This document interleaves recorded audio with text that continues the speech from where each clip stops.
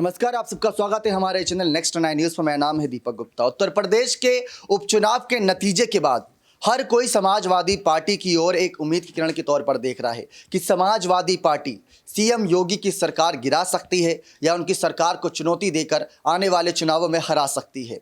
बसपा से ये उम्मीदें कुछ साल पहले की जा सकती थी, यानी मायावती की पार्टी से, लेकिन मायावती की पार्टी उन उम्मीदों पर खरी नहीं उतरी। मायावती की पार्टी खुद ही यहाँ पर कहीं ना कहीं पूरी तरीके से एक कमज़ोर पार्टी के तौर पर साबित हुई। जैसे भाजपा और सपा की एंट्री हुई थी राजनीतिक तौर पर बहुत ही सियासी मायनों के साथ, सियासी कहीं ना कहीं पैगामों के साथ, और वहाँ पर उनके पास मुद्दे बहुत बड़े थे। लेकिन दलित और मुस्लिम और तमाम समाज के वोटर्स ही काफ़ी नहीं होते, पूरे समाज को साथ लेकर जो चलता है उसकी सरकार चलती है। ये बात योगी सरकार साफ करती नजर आ रही है रामपुर में जीत के बाद। उनका रामपुर में जीतना कोई एक कह सकते हैं कयास नहीं था, कोई अचानक से ये ऐसा संकेत नहीं था जहां पर जीत का संकेत मिले, लेकिन रामपुर उनको चाहिए था, ये सबको पता है, क्योंकि रामपुर में 50% से ज़्यादा मुस्लिम वोटर्स हैं, ऐसी कुछ जानकारी सामने आई थी। दलित भी हैं और कहीं ना कहीं अल्पसंख्यक के यहाँ पर तमाम वोटर्स हैं। तो ऐसे में अब भारतीय जनता पार्टी सीना चौड़ा करके ये बात कह सकती है कि हिंदुत्व के साथ साथ अब मुस्लिम वोटर भी हमारा समर्थन कर रही हैं। और उसके बाद जब जीत गए यहाँ पर रामपुर में, तो उसके बाद रिपोर्ट्स भी कौन सी सामने आई कि कौन कौन से बूथ पर कितने मुस्लिम वोटर्स थे और कितने मुस्लिम वोटर्स ने बीजेपी के आकाश सक्सेना को वोट दिया और रामपुर के कहीं ना कहीं सपा प्रत्याशी आसिम रजा को वोट दिया। तो ये बात साफ कर रही है कि एजेंडा बनाया गया है और तमाम सब वोटर्स को अपनी ओर लाया जा रहा है। लेकिन उपचुनाव के नतीजे के बाद आखिर कैसे मायावती की एक करारी हार, बिना चुनाव लड़े उनकी करारी हार बताई जा रही है। और कांग्रेस पार्टी की बात कर ले या फिर सुभाषपा की बात कर ले, तमाम ऐसी राजनीतिक पार्टियां हैं जो अब सपा की ओर यहां पर बड़ी उम्मीद की किरण की नजरों से देख रही है। दरअसल 2024 के लोकसभा चुनाव नजदीक आ रहे हैं। 2024 के लोकसभा चुनाव में विपक्ष को एकजुट करने की तैयारी है और वहां पर राहुल गांधी और केजरीवाल जैसे बड़े नेताओं की ओर विपक्षी पार्टियां देख रही हैं, शरद पवार देख रही हैं। लेकिन अगर उत्तर प्रदेश में 80 करीब लोकसभा सीटें हैं तो वहां पर अखिलेश यादव की ओर सब गौर कर रहे हैं कि अखिलेश यादव वहां पर कोई बड़ा खेला करेंगे और बीजेपी के वोट बैंक में बहुत बड़ा कहीं ना कहीं सेंधमारी करते नजर आएंगे। ऐसा क्यों हुआ?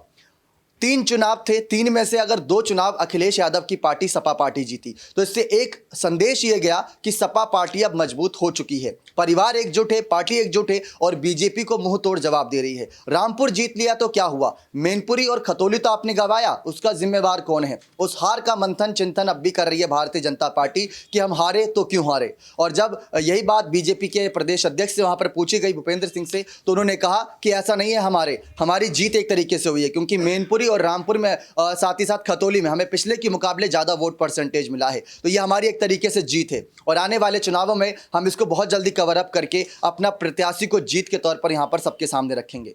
लेकिन दर्शकों, यहां पर सवाल उठता है 2024 के लोकसभा चुनाव और नगर निकाय चुनाव को लेकर कि बीजेपी के खिलाफ अब सपा पार्टी का साथ कैसे विपक्षी पार्टी देगी। उसमें मायावती का नाम भी यहां पर चर्चाओं में चल रहा है। तो आप हमारी खास रिपोर्ट देखें जिससे आपको ज्यादा जानकारी मिलेगी। उपचुनावों के नतीजों के बाद कई विपक्षी पार्टियों के भारतीय जनता पार्टी के खिलाफ सुर बदलते नजर आ रहे हैं और सपा के समर्थन में आ रहे हैं। अभी हाल ही में जो खबर सामने आई उसमें कहीं ना कहीं भाजपा के खिलाफ सुभाषपा के मुखिया ओम प्रकाश राजभर के सुर बदले। वे भी सपा के साथ गठबंधन करने के लिए फिर तैयार दिख रहे हैं। हालांकि इसके लिए उनकी यह शर्त भी है कि पहले वे शिवपाल सिंह यादव की ओर से की जानी चाहिए, यानी कि उनकी पहल शिवपाल सिंह यादव की ओर से की जानी चाहिए। शिवपाल और अखिलेश के बीच हुई एकजुटता ने भी विपक्ष की रणनीति बदलने के लिए अपने आप को मजबूर किया है। आपको बता दें, समाजवादी पार्टी को आगे बढ़ाने और विपक्षी गठबंधन को मजबूत बनाने में पूरी तरह सक्षम है कहीं ना कहीं मुलायम सिंह यादव के भाई शिवपाल सिंह यादव। शिवपाल सिंह यादव हमेशा से विपक्ष को साथ लेकर चले। 2022 के विधानसभा चुनाव के दौरान सपा प्रमुख अखिलेश यादव ने छोटे दलों के साथ हाथ मिलाकर भाजपा को मजबूत चुनौती दी थी। हालांकि बाद में उनका गठबंधन बिखरता हुआ दिखा था। अब एक बार फिर प्रदेश के सियासी हालात बदलते हुए नजर आ रहे हैं और अखिलेश के बिछड़े साथी फिर साथ आने को तैयार दिख रहे हैं। दलित नेता चंद्रशेखर आजाद की पहले ही सपा गठबंधन में एंट्री हो चुकी है और उनकी मेहनत की बदौलत खतौली में रालोद गठबंधन को दलित मतों का बड़ा फायदा भी हुआ है। सपा के साथ रालोद पहले ही पूरी मजबूती के साथ खड़ा है। अब छोटे दलों का साथ लेकर अखिलेश यादव 2024 की सियासी जंग में भाजपा के लिए बड़ी मुसीबत पैदा कर सकते हैं। दूसरी ओर विपक्ष के तेवर को देखते हुए भाजपा भी सतर्क हो गई है। उपचुनावों के नतीजों के बाद दिल्ली में हुई समीक्षा बैठक के दौरान पार्टी के शीर्ष नेतृत्व ने प्रदेश के मुख्यमंत्री योगी आदित्यनाथ के साथ गहराई से मंथन किया। इस बैठक में योगी आदित्यनाथ के अलावा पार्टी के राष्ट्रीय अध्यक्ष जगत प्रकाश नड्डा, गृह मंत्री अमित शाह, रक्षा मंत्री राजनाथ सिंह और संगठन महासचिव BL संतोष भी मौजूद थे। इस बैठक के दौरान निकाय चुनाव और 2024 की सियासी जंग को लेकर रणनीति बनाई गई। लेकिन आपको ये भी बताते चले कि किस तरीके से सवालात यहाँ पर तमाम और बड़ी विपक्षी पार्टियों को लेकर है। और यहाँ पर जो सबसे बड़ी खबर सामने आई कि मैनपुरी चुनाव के बहाने मुलायम का पूरा कुनबा एकजुट हो गया है और डिंपल की इस बड़ी जीत में शिवपाल सिंह यादव की बड़ी भूमिका मानी जा रही है। खतौली विधानसभा सीट पर पिछले विधानसभा चुनाव में भाजपा प्रत्याशी विक्रम सिंह सैनी को जीत हासिल हुई थी, मगर उपचुनाव में उनकी पत्नी राजकुमार सैनी को रालोद प्रत्याशी मदन भैया के हाथों हार का मुंह देखना पड़ा, यानी कि बीजेपी का गढ़ छीन लिया सपा ने। अब उपचुनाव के नतीजों का बड़ा सियासी असर पड़ता दिख रहा है। महान दल के अध्यक्ष केशव देव मौर्य एक बार फिर सपा प्रमुख अखिलेश यादव का साथ देने को तैयार दिख रही हैं।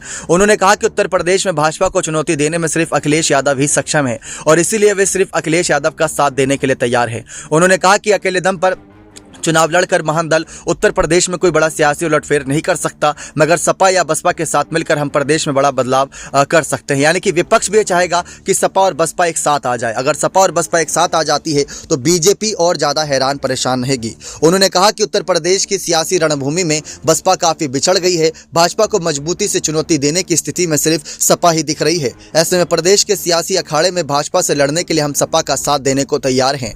उन्होंने कहा कि मुलायम सिंह के निधन के बाद प्रदेश की सियासी स्थिति को लेकर उनकी सफाई में अखिलेश यादव के साथ लंबी चर्चा हुई है। अखिलेश यादव भी महान दल के साथ मिलकर लड़ाई लड़ने को तैयार हैं। उन्होंने मैनपुरी और रामपुर में हुए उपचुनाव के दौरान सपा का साथ देने का भी जिक्र किया है। कांग्रेस पार्टी को भी अपने साथ लाने में कामयाब हो सकते हैं अखिलेश यादव, ऐसा मानना है, क्योंकि 2024 की अगर बात करें तो वहां पर तो सबको एक होना ही पड़ेगा। लेकिन अगर नगर निकाय चुनाव की बात करें तो जो भी अखिलेश का हाथ थामेगा उनका स्वागत अखिलेश यादव अपनी पार्टी के साथ करते नजर आएंगे। लेकिन आजमगढ़ के लोकसभा चुनाव में मिली हार के बाद अखिलेश यादव पर तंज कसने वाले सुभाषपा मुखिया ओम प्रकाश राजभर के तेवर बदल रहे हैं, ये एक बड़ी बात है। साथ ही साथ चंद्रशेखर आजाद पहले से ही गठबंधन में हैं और दूसरी तरफ केशव देव मौर्य का बड़ा बयान यहां पर कहीं ना कहीं इस बात की ओर इशारा कर रहा है कि सचमुच अब सपा मजबूत हो चुकी है और वो चुनौती देने के लिए तैयार है भाजपा को।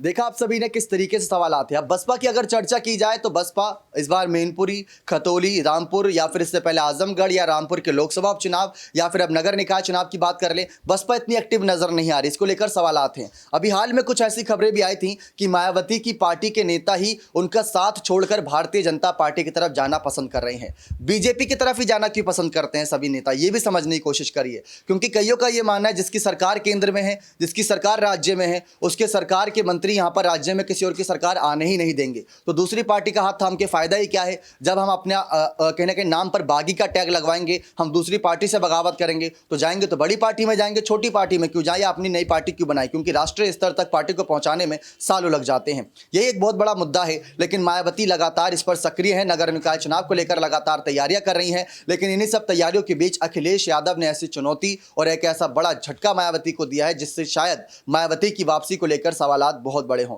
पिछले 2019 के अगर लोकसभा चुनाव की बात करें, जब मुलायम सिंह यादव मैनपुरी सीट से लड़े थे तो उनको बसपा और आरएलडी का समर्थन मौजूद था। लेकिन क्या हुआ इन 2 सालों 3 सालों के अंदर, कैसे यहां पर सियासी समीकरण बदल गए, यह अपने आप में काफी दिलचस्प है। खैर, जो हुआ सो हुआ, लेकिन आने वाले वक्त में नगर निकाय चुनाव है और साथ ही साथ लोकसभा चुनाव है और लोकसभा चुनाव में हर छोटा बड़ा यहां पर कैंडिडेट काफी मायने रखेगा बीजेपी जैसी बड़ी पार्टी को चुनौती देने के लिए। बात हो रही है बीजेपी वर्सेस ऑल की, यानी कि अगर बीजेपी को हराना है, पीएम मोदी की लहर को रोकना है, तो विपक्षी पार्टी के हर एक नेता, हर एक नगर सेवक, हर एक समर्थक को एक साथ आना होगा और इसमें अखिलेश यादव क्या जिम्मेदारी निभाएंगे यूपी से, ये देखना दिलचस्प होगा। बने रहें ऐसे तमाम जानकारियों के लिए। बहुत बहुत धन्यवाद।